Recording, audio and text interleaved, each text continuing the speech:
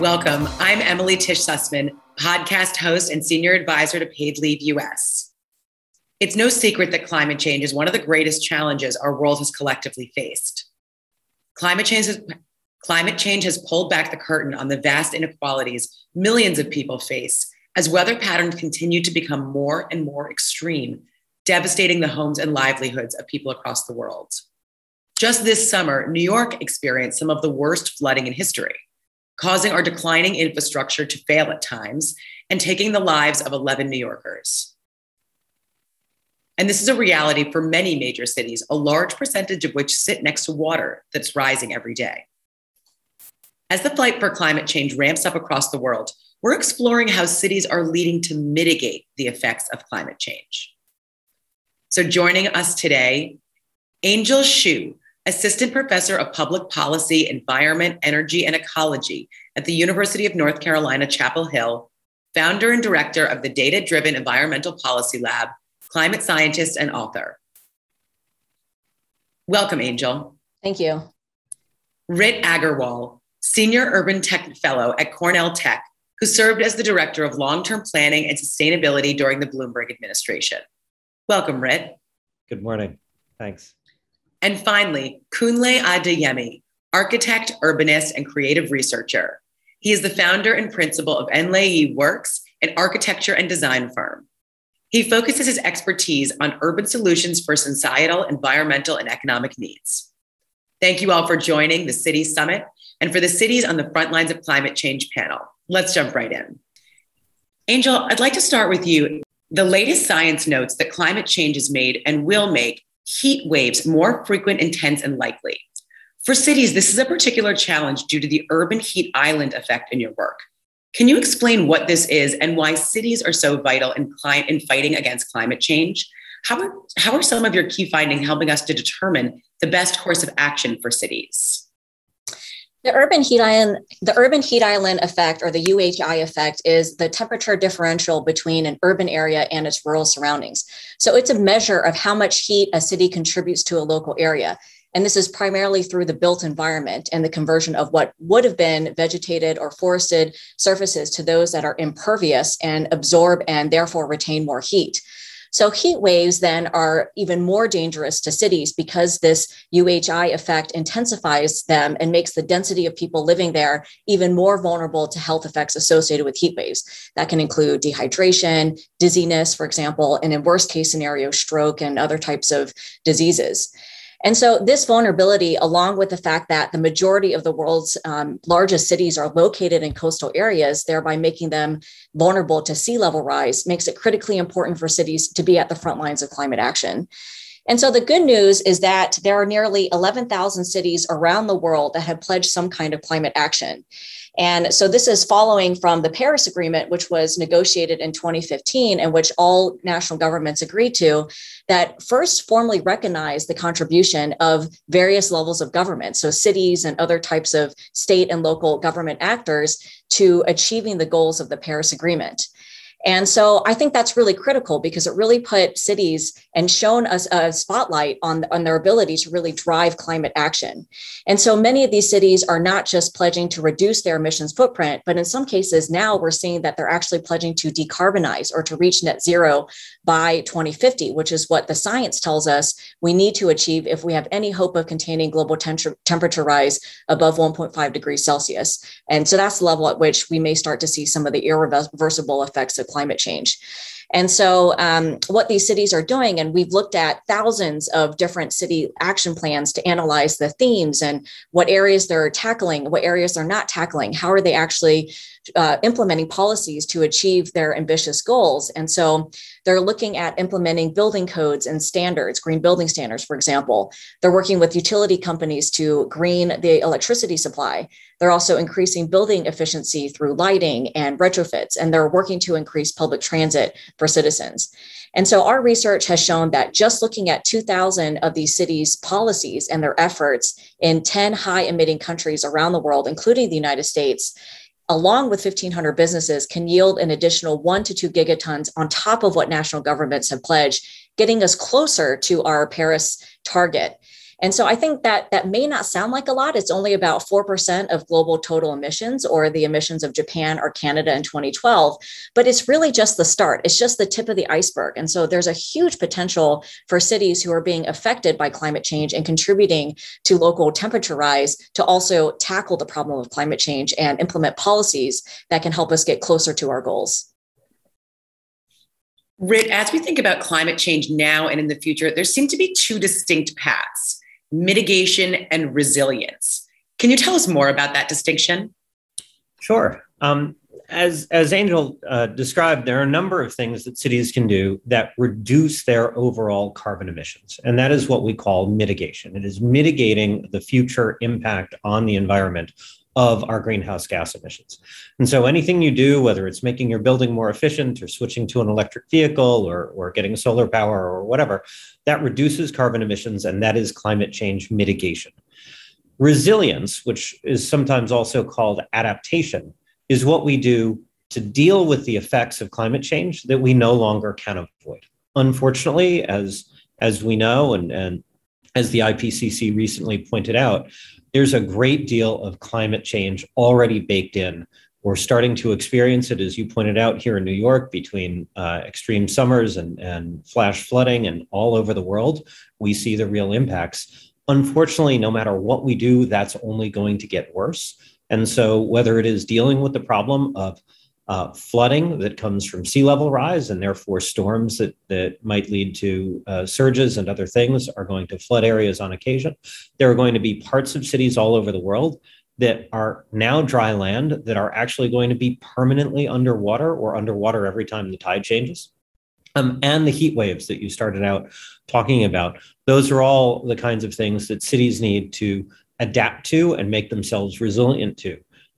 There are a number of things that cities can do on those scores. One, in terms of the urban heat island effect, for example, you can paint roofs white, you can paint pavements white, you can put more greenery in your cities, whether it's trees or grass or swales along the sidewalk or green roofs. All of that contributes to reducing the urban heat island effect and reducing the impact of heat waves. You can deal with flooding in a number of ways, whether it's hardening infrastructure and protecting against flooding, whether it's raising critical infrastructure. There was a big push after Hurricane Sandy here in New York to start getting buildings to elevate electrical equipment out of the basements that are prone to flooding, that can make a building uninhabitable if its electrical equipment gets flooded, and put that above ground. And the reality is we have to think differently about what we build in flood-prone areas. There are buildings that have to be built that are currently not necessarily in a flood zone, that have to be designed as if they were, so that there are ground floors that can survive flooding on occasion and things like that. And then the reality is there are probably neighborhoods around the world that are not sustainable because they are going to be permanently inundated. And some cities might be able to afford to elevate them permanently. But in fact, the smarter answer is that in some cases, we're going to have to think about strategic retreat. Now, Kunle, Rit touched on this, but most major cities sit on a major waterway and as a result are more susceptible to flooding. So how can cities be more thoughtful as they look to build environments that are sustainable and adaptable to our rapidly changing climate? I think one of the most important impact of climate change to cities by waterfronts is flooding, as we've seen and heard more recently in New York. One of the important strategies that we think would really help in mitigation and resilience is actually developing cities that live by water and live with water instead of fighting. And by that, what we mean is creating environments, creating infrastructure, creating buildings that actually are built within larger urban fabrics and waterways, increasing the real estate of water within our city fabrics. And that would really mean that we're increasing our lifestyle around water. We're increasing means of transportation through waterways. We're also developing ways of building more sustainably to accommodate people not on land as a way of just living through land reclamation and constantly building barriers, but really allowing the city water into our city fabric. Angel, there's no question that climate change has a disproportionate impact on low-income communities, communities of color, and the global South. Can you talk about these inequalities and how cities might mitigate that effect? This is a really great question, Emily, because on one hand, we've seen that cities are drivers of economic growth. And so I've seen some statistics that say that cities are responsible for something like 85% of global GDP. And so they're responsible for generating huge amounts of opportunity and wealth for people. But then I think the other uglier side of this explosive economic growth over the last several decades is the fact that there's been resulting inequality as well. That wealth is not necessarily equally distributed amongst all people living within a city.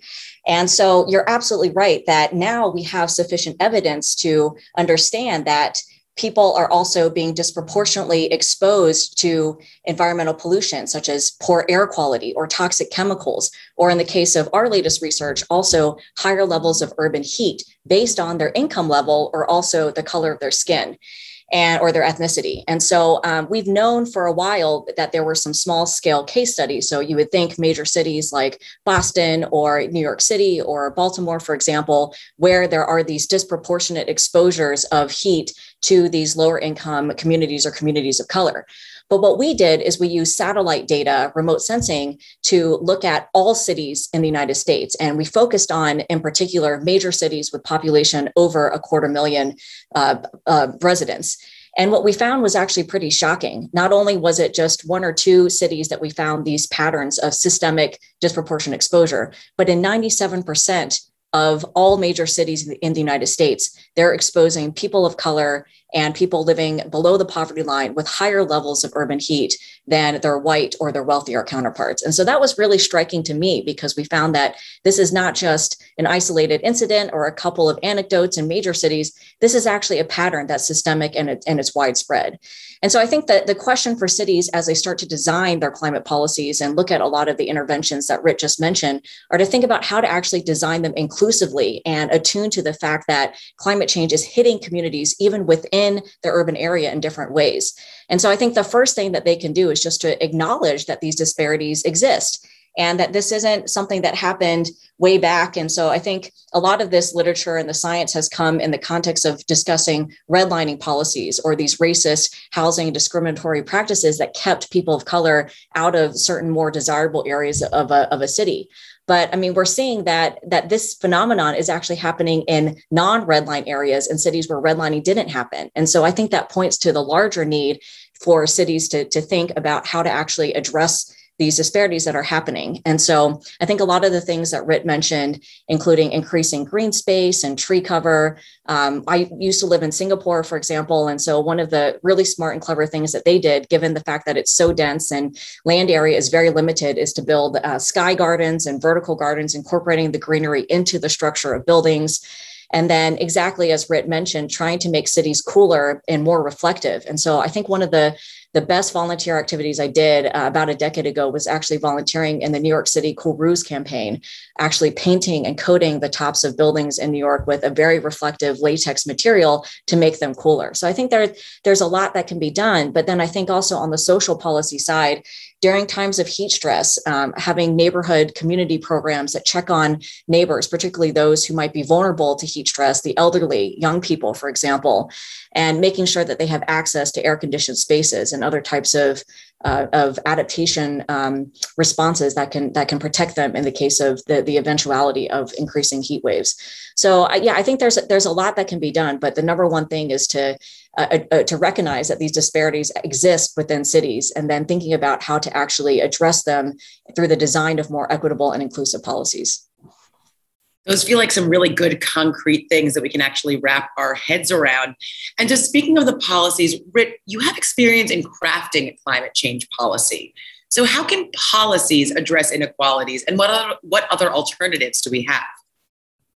Well, I think policy is actually in some ways, I'd argue the only way we can really address inequality, because the reality is most voluntary and most market-based solutions are going to have some sort of disproportionate effect based on wealth. That's just unfortunately a reality, even though volunteerism is great. And Angel, very happy that you were part of the campaign that we started in the Bloomberg administration. And I think we made a big difference there. But one of the things that we had espoused in the Bloomberg administration, I think is the right kind of approach, is to think about a lot of both mitigation and resilience efforts as standards that must be achieved. Right. And so if you apply a uniform standard across a city and say, we're going to fill in the valleys, right, where there are neighborhoods that lack a certain number of street trees per acre, or a certain amount of green space, or a certain number of green roofs, right, and the city then goes in to fill those in, you are inevitably going to bring up the neighborhoods that are suffering the most to a common average. And I think that's a really important tool, because it's very easy, for example, and we did some of this in the Bloomberg administration, just to create, say, a tax credit and hope that people use it. Almost inevitably, the people who do use tax credits and incentives are likely to be people who have more sophisticated management companies for their buildings. That's usually in wealthier neighborhoods, have more sophistication generally about the kinds of things that government allows, and are in fact investing more money, which again, by definition, will tend to be in wealthier neighborhoods. So there's a role for all of that. And I think it's great to get work underway. But I think the idea that you set standards, whether it is the number of cool roofs or green roofs, whether it is the amount of park space, whether it is the amount of green swales, whatever it is, you have to set those standards and really target your resources towards the places that fall farthest away from those standards. Kunle, can you tell us more about the importance of infrastructure and how it'll play a role in resilience against climate change? Well, infrastructure is critical in the adaptation measures for climate change, and as we've heard, there are lots of strategies that are being deployed, and I think some of the most important, we see water as an infrastructure in that sense, and of course we can talk about energy solutions, we can talk about waste management systems, we can also look at provision of power of water in itself as a resource. I think the most important aspect of providing infrastructure is really in the built environment, the buildings, and ensuring that the buildings live within areas that, first of all, reduce heat gain, but also actually create a lot more room for building around sea level rise, and ensuring that there's a lot of interaction between how people live and the natural environment, essentially. So now I'd like to just get one quick reaction to close out our panel. So I'd like to go around to every panelist and ask, do we really think that cities at a local level can impact climate change as a whole? Angel, we'll start with you.